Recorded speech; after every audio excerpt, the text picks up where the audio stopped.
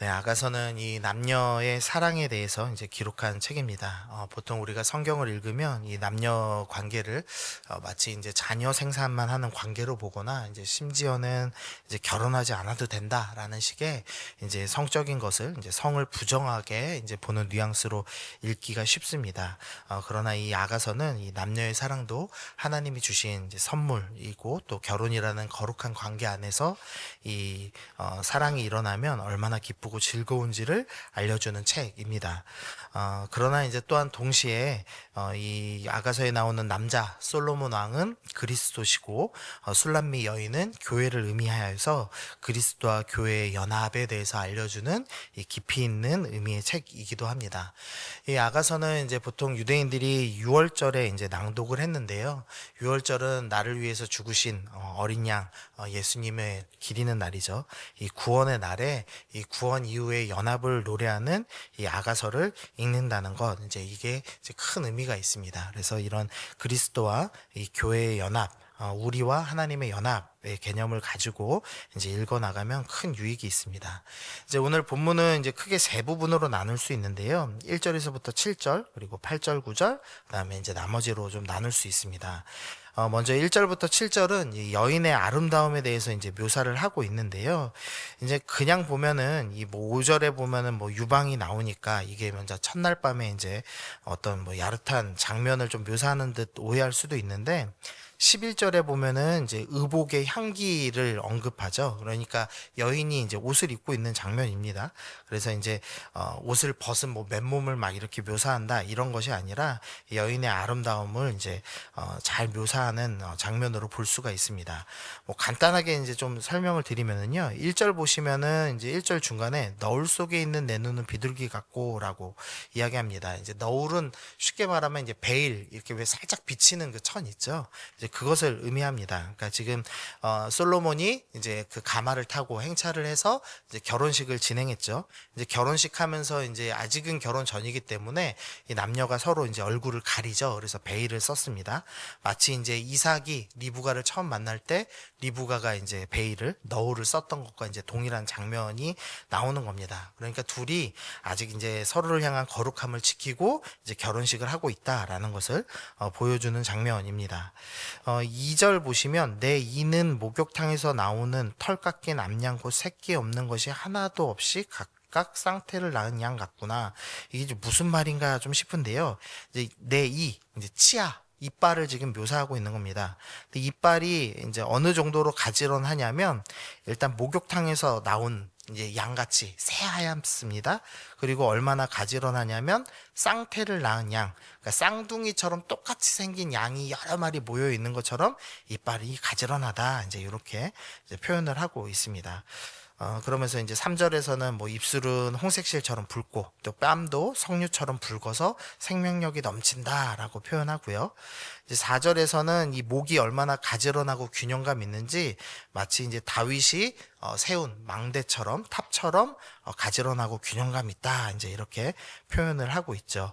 그리고 5절, 6절은 이제 가슴에 대한 묘사를 하는데 이 5절 보시면 내 두 유방은 백합화 가운데서 꼴을 먹이는 쌍태 어린 사슴 같구나. 여기 쌍태 또 쌍둥이 같다라는 것은 이제 균형감 있게 이제 잘 이쁘다 이런 표현하는 거죠. 그리고 백합화 가운데 이건 아마도 이 신부가 지금 결혼식에 하얀색 백합화 같은 옷을 입었던 것 같습니다.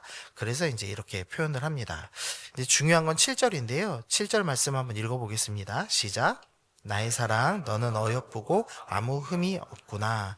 이제 신랑이 이 술람미 여인을 보면서 이제 흠이 없다라고 칭찬을 하면서 마무리를 하고 있습니다. 그런데 이제 우리가 아가서를 쭉 이제 같이 살펴보셨다면 이 이야기가 이상하다는 걸 좀 생각해 볼 수 있습니다. 왜냐하면 이제 아가서 1장 6절에서 술람미 여인이 자기를 뭐라고 표현하냐면은요. 1장 6절입니다. 내가 햇볕에 쬐어서 거무스름 할지라도 흘겨보지 말 것은 내 어머니의 아들들이 나에게 노하여 포도원 지기로 삼았음이라 나의 포도원을 내가 지키지 못하였구나. 지금 이 여인이 자기 스스로를 뭐라고 표현하냐면 거무스름하다라고 얘기합니다.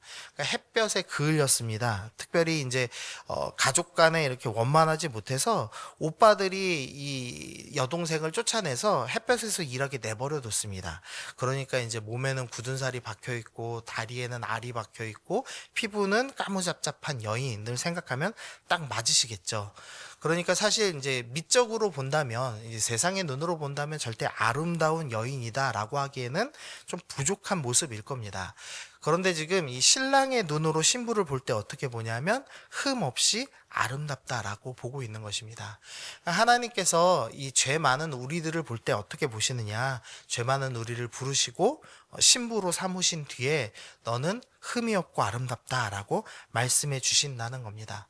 우리가 죄가 아무리 많을지라도 주님께서는 우리의 죄를 완전히 씻어주시고 가려주시고 우리에게 정결한 흰옷을 단장시켜 주셔서 우리가 이제는 흠 없다라고 불릴 만한 사람으로 변화하게 된다라는 것을 이 성경이 말씀해 주고 있습니다.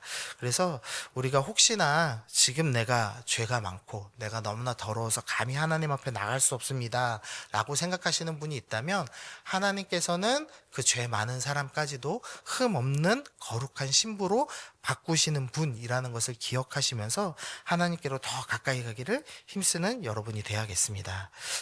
또 우리 8절 9절 보시면요, 우리 8절만 보시면 이 내 신부야 너는 네바론에서부터 나와 함께 하고 네바론에서부터 나와 함께 가자.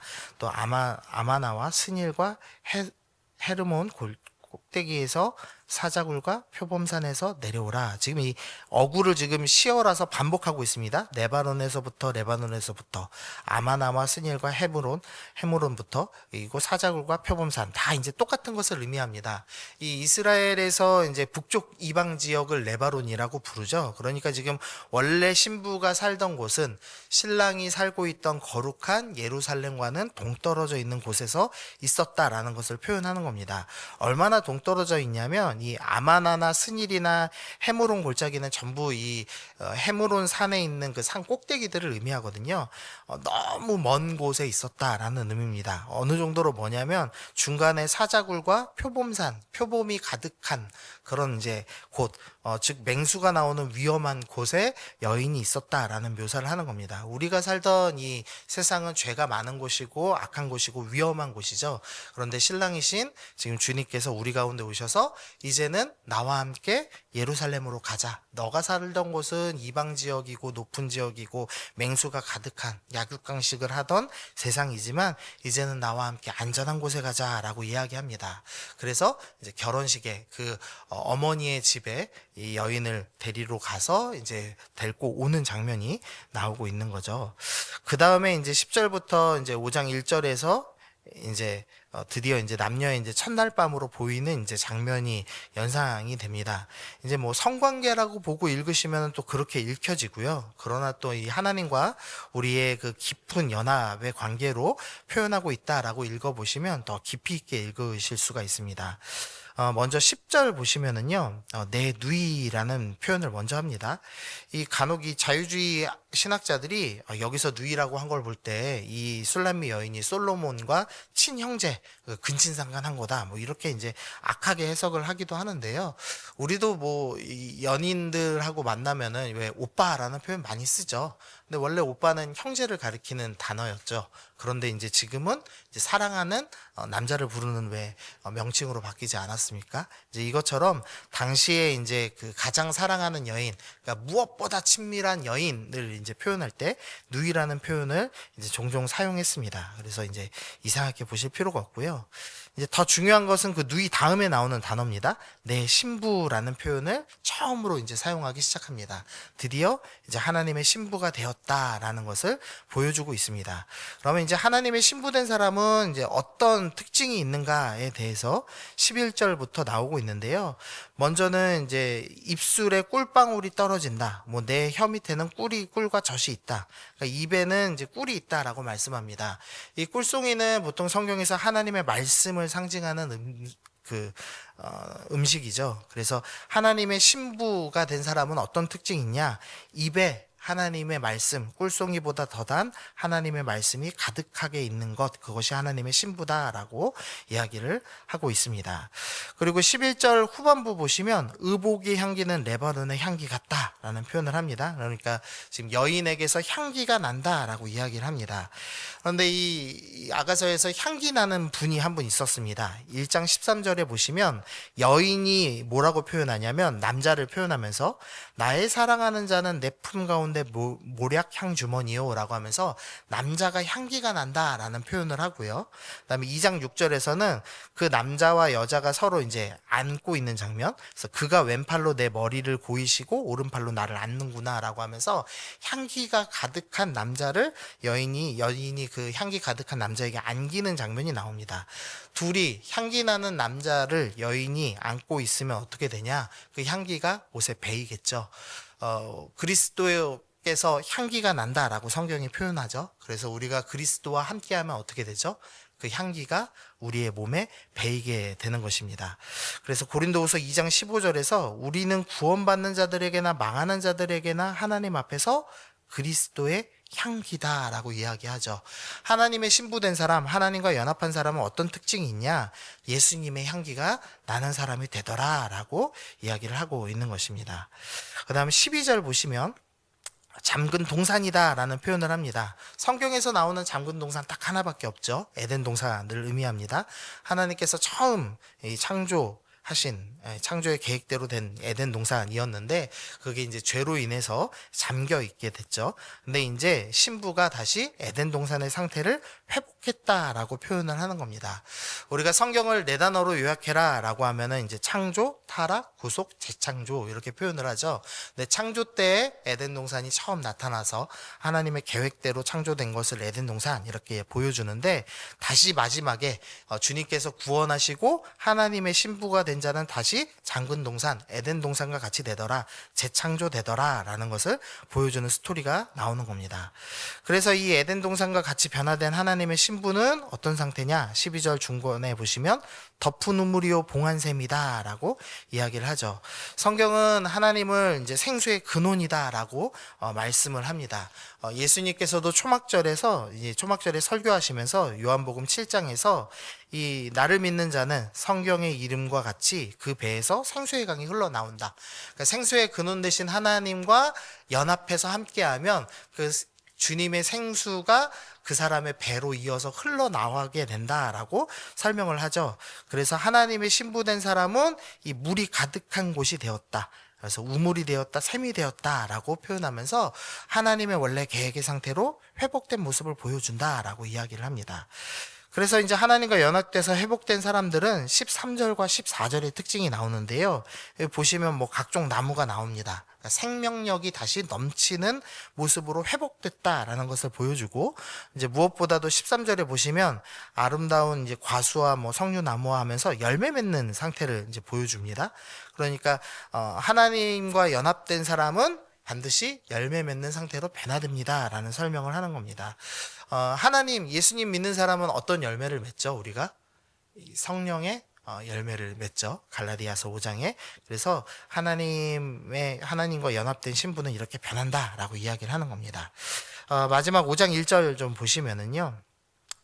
이제 내 누이 내 신부야, 내가 내 동산에 들어와서 나의 모략 과 향 재료를 거두고 나의 꿀송이와 꿀을 먹고 내 포도주와 내 우유를 마셨으니, 이제 지금 신랑이 이 새 다시 이제 에덴 동산과 같이 변화된 이 사람의 입에 있는 그 꿀송이, 하나님의 말씀과 또 아름다운 각종 열매들을 다 마셨다라는 표현을 합니다. 그리고 나서 그 뒷부분, 나의 친구들아 먹으라, 나의 사랑하는 사람들아 많이 마시라 라는 구절이 있습니다. 이제 이 부분이 누가 말한 거냐라는 것에 대해서는 조금 이제 학자들마다 견해가 다른데요. 이제 뭐 보통은 남자가 얘기했다라는 견해도 있고, 아니면 중간에 한 번씩 이 추임새를 넣던 이 합창단이 이야기한 거다라는 이제 해석도 있습니다.